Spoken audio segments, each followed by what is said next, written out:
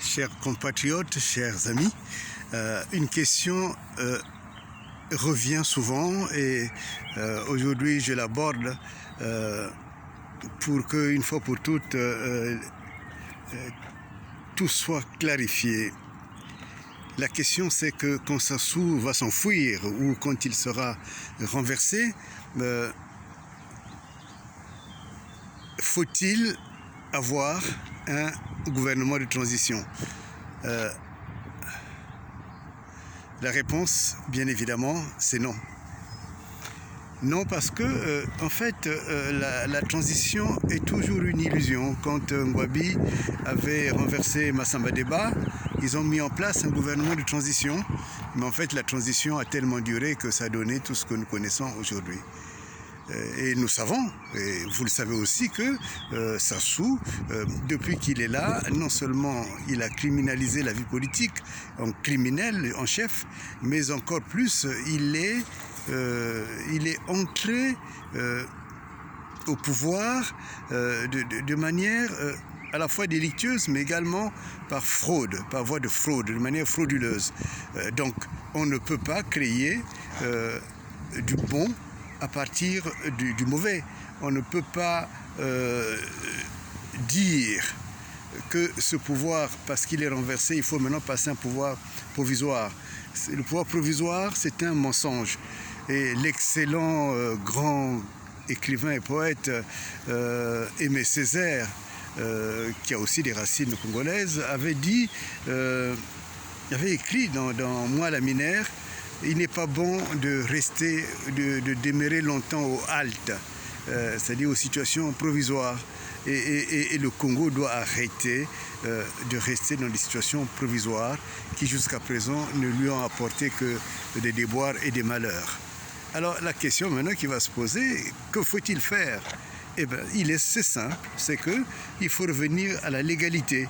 La légalité, c'est que ce pouvoir a été pris en dépit de l'article 70 de la fameuse constitution que Sassou croyait installer à ses propres profits.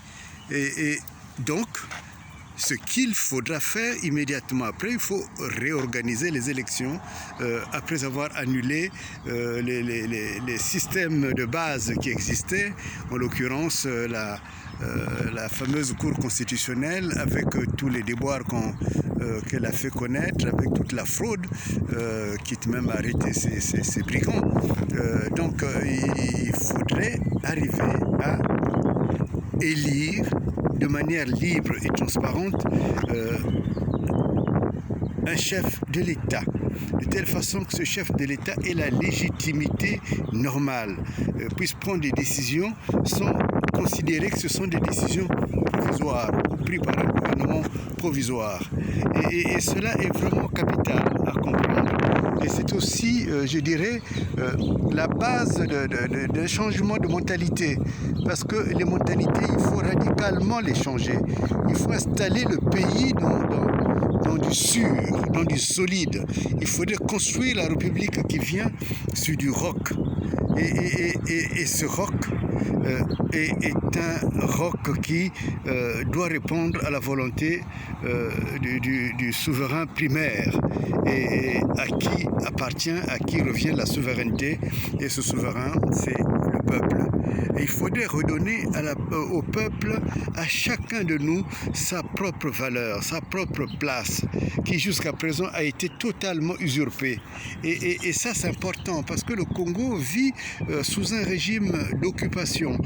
On ne peut pas pérenniser un régime qui est géré par ce que j'appelle, et je suis reconnaissant que beaucoup de Congolais aient retrouvé dans ce terme, disons, mode de compréhension du système sous lequel le Congo vit, est sous occupation des mercenaires. Et il faut maintenant que le Congo puisse entrer dans une vie normale d'un État.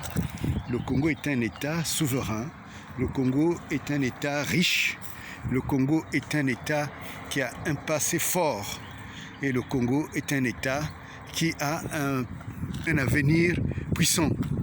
Mais pour que cette puissance puisse s'exprimer, il faudrait que désormais le pouvoir revienne au peuple et que le peuple le donne à ceux dont il considère et l'intégrité et la dignité capables de pouvoir lui donner un avenir, mais pas seulement un avenir, mais également une belle espérance, et aussi faire que le Congo puisse désormais compter non pas parmi les États voyous du monde, ce qu'il est actuellement, mais parmi les États respectés dans les institutions internationales. Voilà, chers amis, je soumets cette réflexion à vous, mais je considère qu'elle est importante à mettre en place. Du point de vue du droit, cela ne pose aucun problème. Et maintenant, c'est d'abord à la conscience. Parce que c'est facile de penser un gouvernement provisoire. Mais qu'est-ce que peut faire un gouvernement provisoire? Un gouvernement de transition, qu'est-ce que peut faire sérieusement si on veut rester dans la lettre des mots et la lettre de la Constitution, des constitutions? Un gouvernement provisoire, un gouvernement de transition, tout cela, c'est des faiblesses d'analyse qui n'apportent rien de sérieux à la vie d'une nation, une grande nation comme la nation congolaise.